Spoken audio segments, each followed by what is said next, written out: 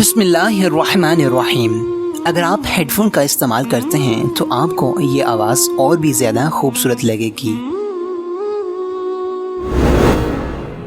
سیدنا ابو سعید خدری رضی اللہ تعالیٰ عنہ سے بیان کرتے ہیں کہ رسول اللہ صلی اللہ علیہ وآلہ وسلم نے فرمایا، راستوں میں بیٹھنے سے بچو۔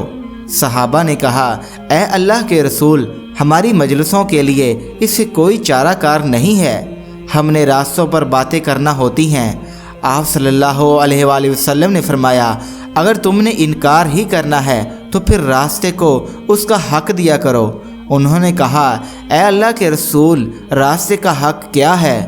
آپ صلی اللہ علیہ وآلہ وسلم نے فرمایا، نگاہ جھکا کر رکھنا، تکلیف نہ دینا، سلام کا جواب دینا، نیکی کا حکم دینا اور برائی سے منع کرنا۔